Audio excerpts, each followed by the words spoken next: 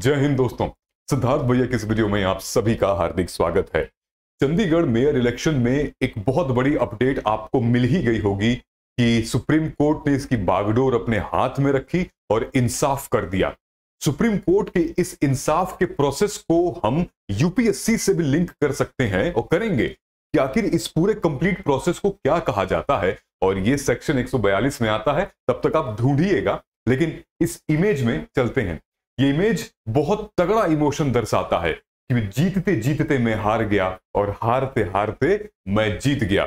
कहा जाता है कि सत्य परेशान कर सकता है लेकिन पराजित नहीं कर सकता है। अब यही मामला हुआ है। कुलदीप जी, जो कि आम आदमी पार्टी के प्रत्याशी थे, मेयर, चंडीगढ़ मेयर की सीट के लिए हारते हारते जीत गए। और कहां इनको मात्र 8 बैलेट, 8 जो पार्षद होते हैं उनकी वजह से ये हार रहे थे। पूरा मामला हम लोग समझेंगे। और सुप्रीम कोर्ट ने डीवाई चंद्रचूड़ साहब ने कहा ये लोकतंत्र की जीत है, और उन्होंने बेसिकली जो निर्वाचन अधिकारी थे अनिल मसीह, उनको जमकर पूरे कोर्ट रूम में लताड़ दिया है। लिटरली जिसको कहते हैं ना, क्लास ले लेना, बहुत तगड़ी क्लास ले ली है। अब आइए देखते हैं इस वीडियो को। सबसे पहले तो इस वीडियो में देखिए, ये हैं निर्वाचन अधिकारी जिनकी वीडियो खूब वायरल हो रही हैं। अनिल मसीह ये क्या कर रहे हैं इस टाइम पे? ये आज से हफ्ते 2 हफ्ते पहले जो चंडीगढ़ मेयर इलेक्शन हो रहा था ना, उस टाइम पर हुआ क्या था कि मान लीजिए कि चंडीगढ़ में कुल मिला के लगभग 20 और 19 और 17 लगभग इतने प्रत्याशी थे। ठीक है, तो हुआ क्या था कि साइन कर रहे थे ये बैलेट पे। तो डीवाई चंद्रचूड़ साहब ने कहा ये क्या साइन कर रहे हो, ये क्या साइन कर रहे हो? इन्होंने बोला कि साहब ये हम साइन नहीं कर रहे हैं, इनको हम बस चेक कर रहे थे और दूसरी जगह शिफ्ट कर रहे थे। ठीक है, इनको ये बिल्कुल अंदाजा नहीं था कि भैया कैमरा मेरे ऊपर है। अब देखिए, ये देखिए, बिल्कुल नहीं अंदाजा था कि कैमरा मेरे ऊपर है। और मतलब दिख जाता है कि वो रिएक्शन, वो इमोशन दिख जाता है।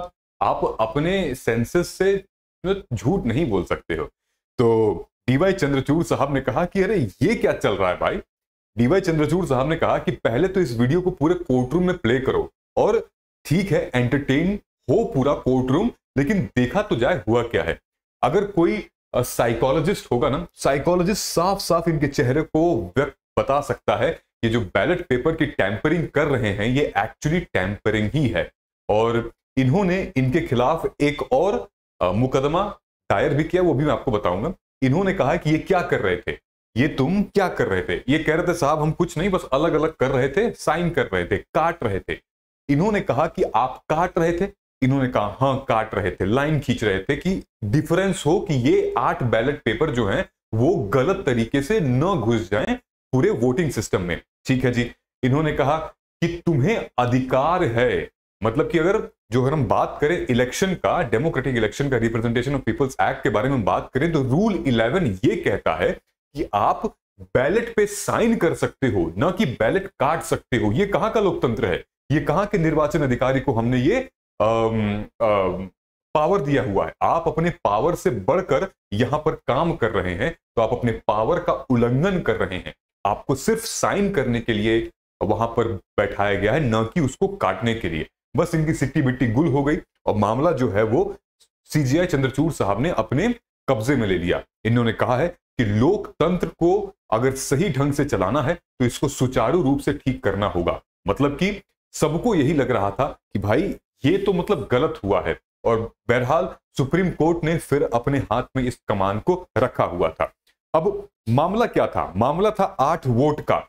तो डीवाई चंद्रचूड़ साहब ने कहा जिन 8 बैलेट पेपर को आपने काटा है, उन 8 बैलेट पेपर फिर से गिने जाएंगे और वो टोटल वोटिंग काउंट में एक्सेप्ट होंगे।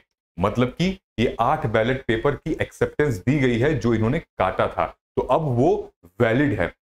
तो टोटल अगर हम बात करें, अगर हम टोटल अच्छा इस पे बात करें, तो इन लोगों के पास, जो आम आदमी पार्टी के पास लगभग 20 पार्षद थे। ठीक है, और बीजेपी के पास लगभग मेरे ख्याल से 16 पार्षद थे। ठीक है, 3 पार्षद जो है वो बीजेपी वालों ने खरीद लिया आम आदमी पार्टी का। इनके पास टोटल हो गए 19 पार्षद और इनके पास हो गए 17 पार्षद।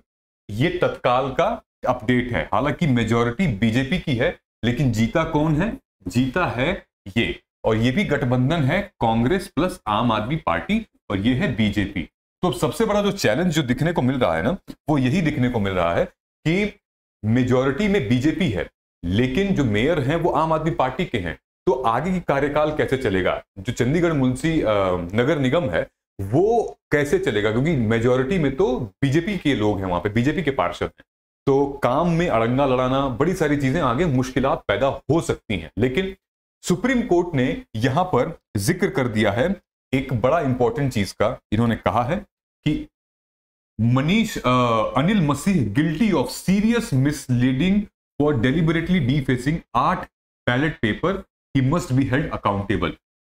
अनिल मसीह को सीआरपीसी के सेक्शन 340 लगभग 341 भी आ जाएगा तहत इनको कसूरवार माना जाता है। मतलब कि ये 340 और 341 के तहत सीआरपीसी ये कहता है कि इस व्यक्ति के खिलाफ कार्रवाई होगी कि क्यों अपने पावर का मिसयूज किया है, और इन्वेस्टिगेशन बैठाई जाएगी बेसिकली।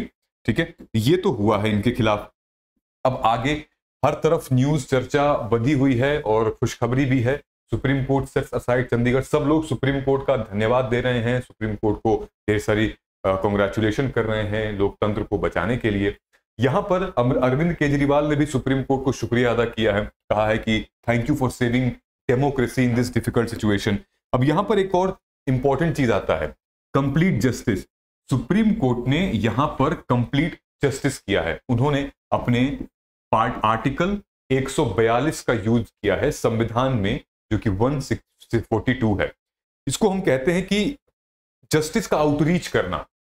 सेम यही, क्या ये पहली बार किया है सुप्रीम कोर्ट ने? नहीं, ये पहली बार नहीं किया है। सुप्रीम कोर्ट ने इससे पहले भी कंप्लीट जस्टिस अपने तरफ से दी हुई है।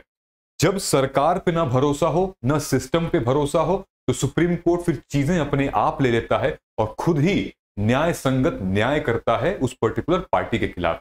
जैसे बहुत पहले भोपाल गैस ट्रेजेडी हुई थी। ठीक है, भोपाल गैस ट्रेजेडी में बहुत कई सारी पेटिशंस गई थी सुप्रीम कोर्ट ने, लेकिन सरकार भी सुन नहीं रही थी मुआवजे को लेकर।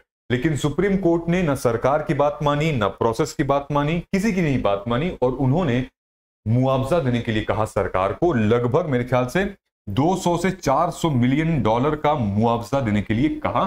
ये एक कंप्लीट जस्टिस का रीजन था। एक और केस था मेरे ख्याल से कोल माइंस का भी केस था, जहां पे कुछ लोग गुजर गए थे, मर गए थे, उनको भी कंप्लीट जस्टिस दिलाई गई थी। और भी कई सारे ऐसे स्टेप्स ले रखी है सुप्रीम कोर्ट, आर्टिकल 142 का यूज करती है। तो ये इंपॉर्टेंट है। प्रीवियस ईयर क्वेश्चन भी आ चुके हैं कंप्लीट जस्टिस पर। ये क्या करता है? Ensure that the process of electoral democracy is not allowed to be थॉटेड बाय सच सबटरफ्यूज। तो ये आप याद रखिएगा, ये थोड़ा सा रेलेवेंट और इंपॉर्टेंट है। बाकी आपने देखा ही है कि हर तरफ जश्न और जलवा है आम आदमी पार्टी का, क्योंकि सुप्रीम कोर्ट ने बड़े अच्छी तरीके से कर रखा है। अब आगे का ये स्टेप है कि सुप्रीम कोर्ट ने यह बताया है कि एक निर्वाचन अधिकारी को फिर से वहां पे अपॉइंट किया जाए, और साथ ही में ऐसा निर्वाचन अधिकारी हो जो कि किसी भी पार्टी से उसका लिंक ना हो।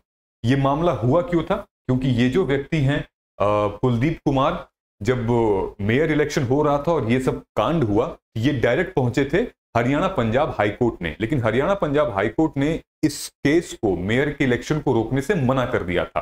तो सीधे ये पहुंच गए सुप्रीम कोर्ट। सुप्रीम कोर्ट ने इनको कंप्लीट जस्टिस सुना दी। आई होप चीजें अब आपको समझ में आई होंगी। चलिए, अगर आपको किसी भी टॉपिक पर कुछ भी सर्च करना है ना, न्यूज सुननी है, तो मेरा नाम सिद्धार्थ भैया टाइप कर दीजिएगा और बाकी आगे कीवर्ड डाल दीजिएगा, जैसे कि मेयर इलेक्शन, यूपीएससी, सिद्धार्थ भैया ये, सिद्धार्थ भैया यूसीसी, सिद्धार्थ भैया का जो भी आपको न्यूज आपको सुनने को मिले वो कीवर्ड डाल दीजिएगा, तो वो सर्च में आ जाएगा, ताकि मेरी आवाज में, मेरे अंदाज में आपको वो सेशन, वो करंट अफेयर इवेंट आपको पूरी डिटेल में समझ में आ जाए। बहरहाल हम लोग बात कर लेंगे एक बार और अपने इस टेस्टाथॉन टेस्ट सीरीज की, क्योंकि ऑलरेडी काफी मार्केट में चल रही है। जो दूर दराज बच्चे हैं टियर 3 टियर 4 शहर में, वो लोग ऑर्डर कर रहे हैं। जय हिंद 17S नाम का कोड यूज करके मैक्सिमम डिस्काउंट मिलेगा। जो बच्चे ले चुके हैं ऑर्डर जा रहा है। जो नहीं लिए हैं अभी भी उनके पास टाइम है, क्योंकि वक्त बहुत कम है आपके पास। अभी टाइम है ऑर्डर करने का, लेकिन एग्जाम देने के लिए वक्त लिमिटेड बचा हुआ है।